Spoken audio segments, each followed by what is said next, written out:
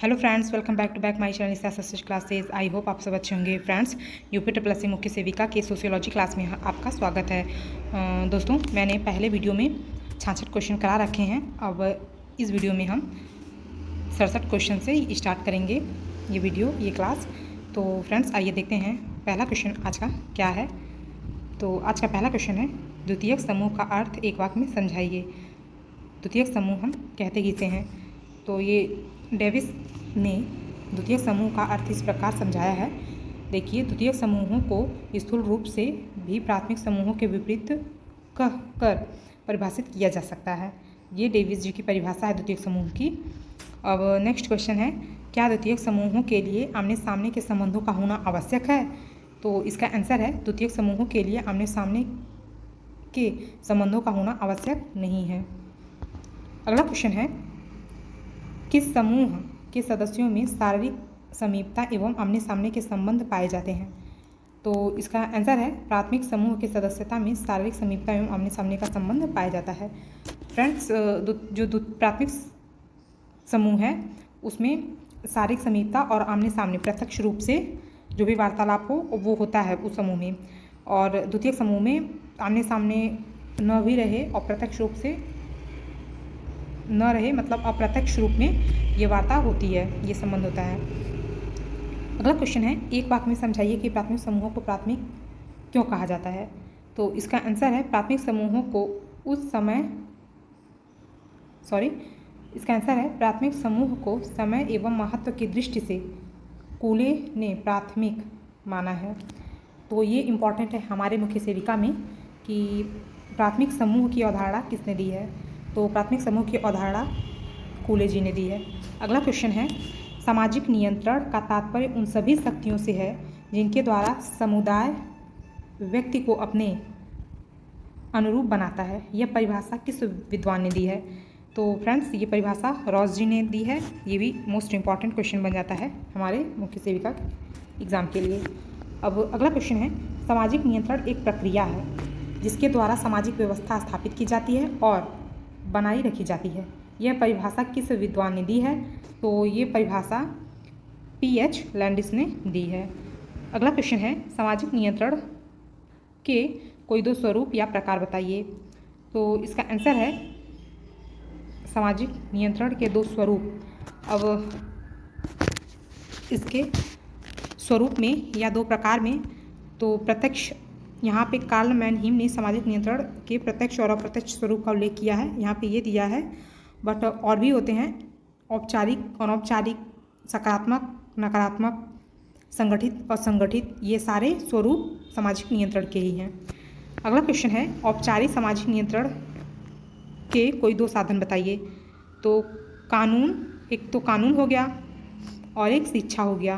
कानून और शिक्षा में समयबद्धता होती है, नियम कानून होते हैं, इसके रूल्स होते हैं, तो इसीलिए हम इसे औपचारिक नियंत्रण के दो साधन कहते हैं। अब नेक्स्ट क्वेश्चन है, अनौपचारिक सामाजिक नियंत्रण। अनौपचारिक मीन्स हो जाएगा जिसका कोई समय रूल फिक्स ना हो।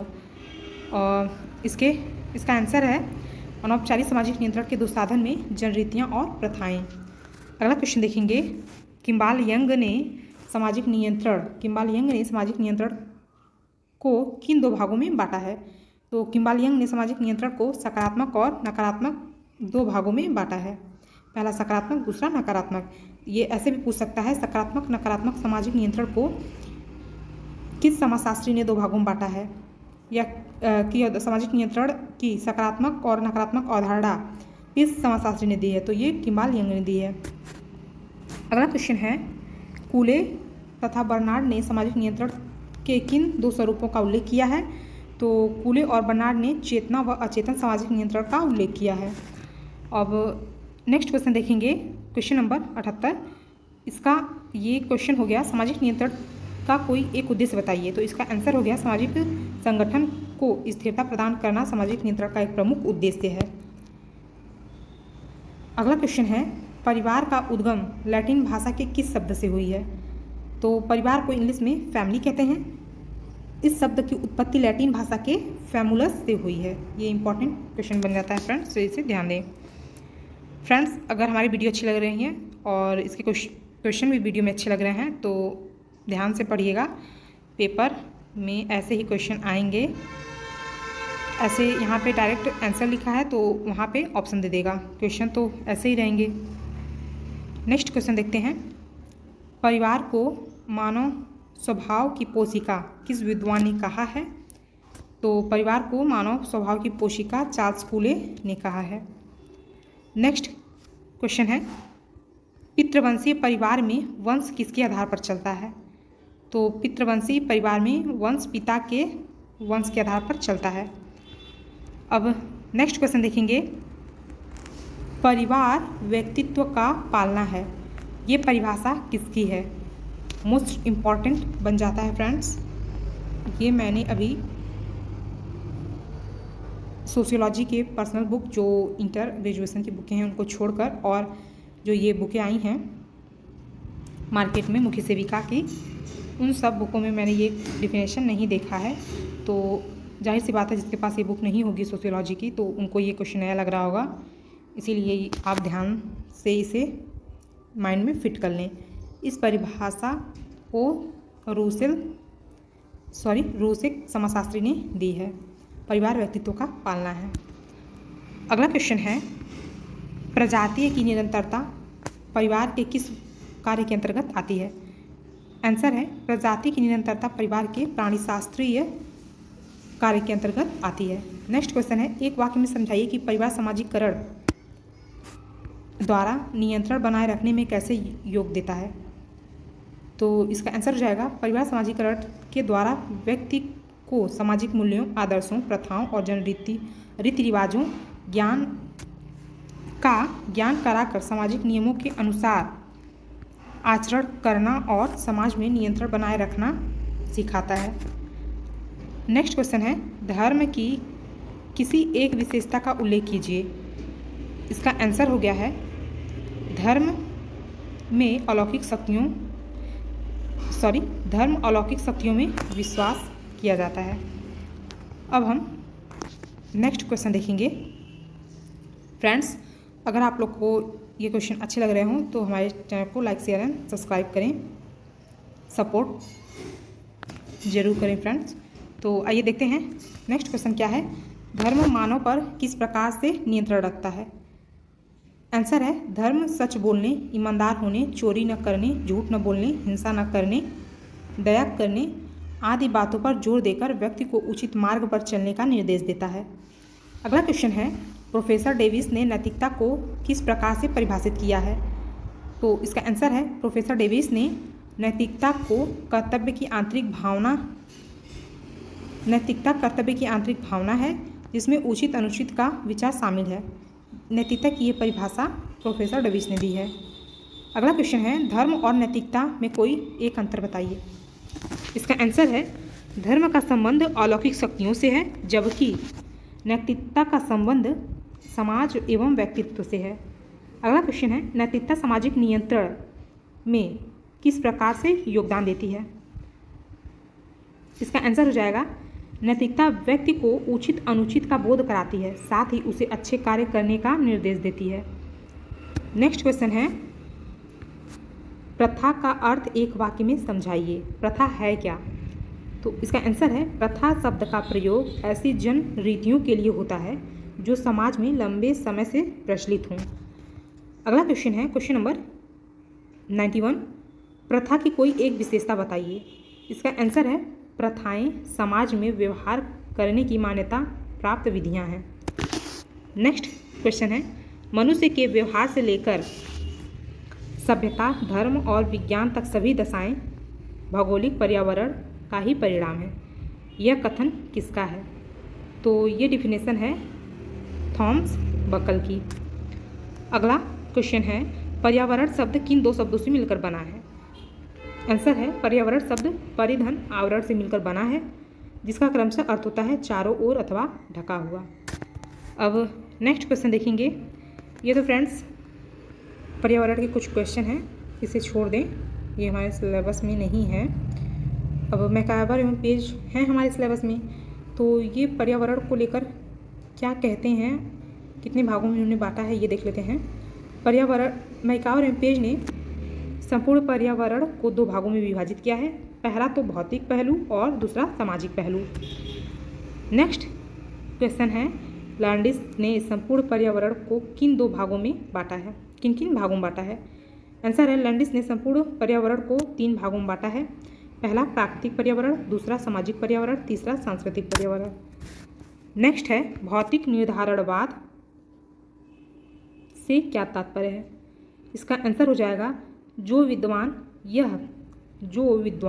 यह मानते हैं कि मानव के सामाजिक, आर्थिक, राजनीतिक, सांस्कृतिक, बौद्धिक एवं शारीरिक सभी पक्ष भौगोलिक पर्यावरण से प्रभावित होते हैं, उनकी विचारधारा को भौगोलिक निर्धारणवाद के नाम से जाना जाता है। अब अगला क्वेश्चन है, भौगोलिक पर्यावरण का अर्थ एक वाक्य में समझाइए। तो मैकाइवर एवं पेज ने लिखा है, भौगोलिक पर्यावरण में वे समस्त दशाएं सम्मिलित हैं जो प्रकृति मनुष्य को प्रदान करती है। नेक्स्ट क्वेश्चन है, व्यक्ति के सीखे हुए व्यवहार को हम क्या कहते हैं? व्यक्ति के सीखे हुए व्यवहार को हम संस्कृति कहते हैं। नेक्स्ट क्वेश्चन है, किस विद्वान ने संस्कृति को भौतिक और अभौतिक 2 भागों में विभाजित किया है? तो फ्रेंड्स, इसका आंसर हो जाएगा अकबर जी ने। मैकाइवर एवं पेज ने 2 भागों में विभाजित किया था। पहला तो भौतिक पहलू, दूसरा सामाजिक पहलू। यहाँ पे मैंने भी बताया था। अब ध्यान दें, अकबर जी ने संस्कृति को 2 भागों में बांटा है। पहला तो भौतिक, दूसरा अभौतिक। अगला क्वेश्चन है, किसने संस्कृति को पर्यावरण का मानव निर्मित भाग माना है? तो हर्शकोविट्ज़ ने संस्कृति को पर्यावरण का मानव निर्मित भाग माना है। अब हम नेक्स्ट क्वेश्चन पर चलते हैं। इसे देखिए, पहला क्वेश्चन है क्वेश्चन नंबर 102, भौतिक तथा अभौतिक संस्कृति में से अमूर्त संस्कृति किसे माना जाता है? तो अभौतिक संस्कृति को अमूर्त संस्कृति माना जाता है। नेक्स्ट क्वेश्चन है, सांस्कृतिक विलंबना, ये इंपॉर्टेंट है फ्रेंड्स हमारे सिलेबस में, या पिछड़न का सिद्धांत किस विद्वान ने दिया है? तो ये अकबर जी ने दिया है। अकबर ने सांस्कृतिक विलंबना या पिछड़न का सिद्धांत दिया है। अगला क्वेश्चन है क्वेश्चन नंबर 104, हर्शकोविट्ज़ ने सांस्कृतिक पर्यावरण में किन वस्तुओं को सम्मिलित किया है? तो आंसर है, हर्शकोविट्ज़ ने सांस्कृतिक पर्यावरण में उन सभी भौतिक और अभौतिक वस्तुओं को सम्मिलित किया है जिसका निर्माण मानव ने किया है। अब नेक्स्ट क्वेश्चन देखेंगे, प्रदूषण तो हमारे टॉपिक में है नहीं, प्रदूषण के प्रकार भी नहीं है, वायु प्रदूषण यहाँ पे है। अब ये हो गया। नेक्स्ट, ये भी नहीं है, ये भी नहीं है। ये देख लेते हैं, क्या पता पूछ दें सिलेबस से कुछ हट के। पर्यावरण सुरक्षा अधिनियम कब पारित हुआ? तो ये पर्यावरण सुरक्षा अधिनियम 1986 में पारित हुआ।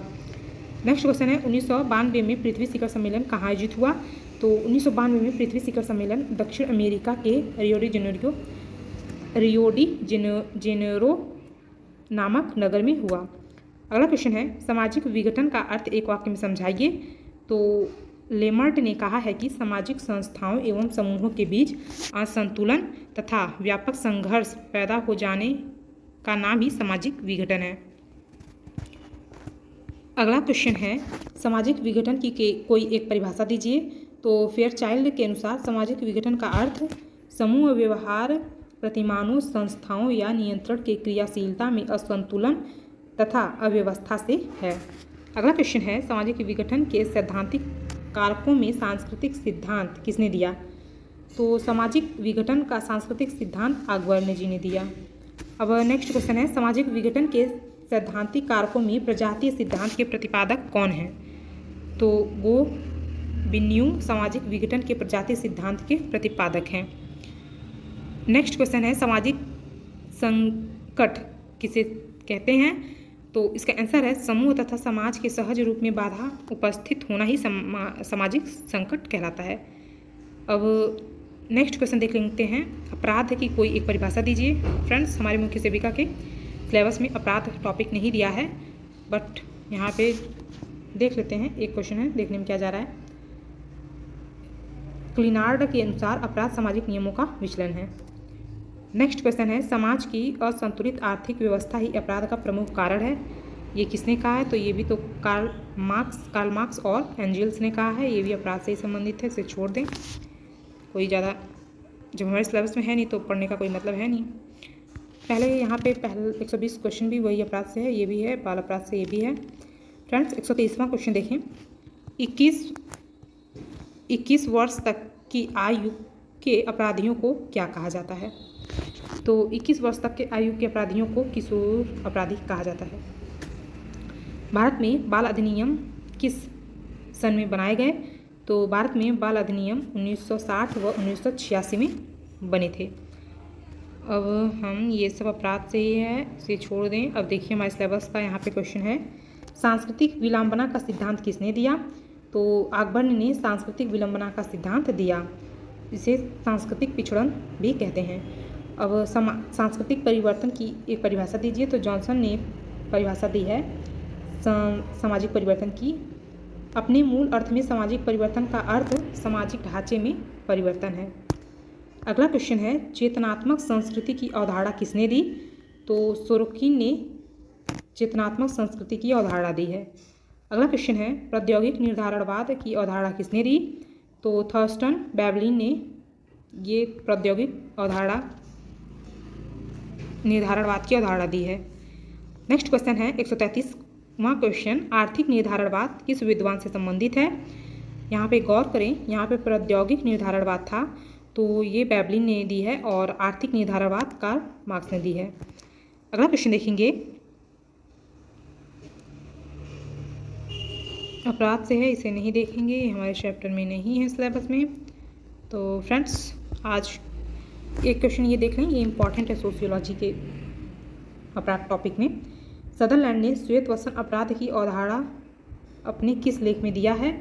तो व्हाइट कॉलर क्रिमिनलिटी नामक लेख में सदरलैंड ने श्वेतवसन अपराध को दिया है। ऐसे भी क्वेश्चन पूछता है कभी कभी, श्वेतवसन अपराध किसने दिया है? तो ये सदरलैंड ने दिया है। फ्रेंड्स ये रही टॉपिक क्वेश्चंस। कुछ टॉपिक तो मैंने पहले ही बता दिया है क्या है, ऑल टॉपिक है सोशियोलॉजी में क्वेश्चन से ये वन लाइनर। तो फ्रेंड्स क्वेश्चन अच्छे लगे हों तो हमारे वीडियो को ऐसे ही आप देखते जाएं, अपनी तैयारी भी स्ट्रॉन्ग करें। ये डायरेक्ट ग्रेजुएशन की बुक से क्वेश्चन है तो जाहिर सी बात है यहीं से लोग क्वेश्चन उठाएंगे, क्वेश्चन कहीं से तो बनाएंगे नहीं, सिलेबस से ही बनाएंगे और इन्हीं बुकों से, ग्रेजुएशन लेवल की बुकों से ही बनाएंगे। तो यही क्वेश्चन रहेगा, बस ऑप्शन बना के दे देंगे 4, इसमें से करेक्ट ऑप्शन चूज़ करना पड़ेगा। देखते जाइए वीडियो को और अपनी तैयारी स्ट्रॉन्ग भी करते जाइए। फ्रेंड्स वीडियो अच्छी लगी हो तो लाइक शेयर एंड सब्सक्राइब जरूर करिएगा। Thank you.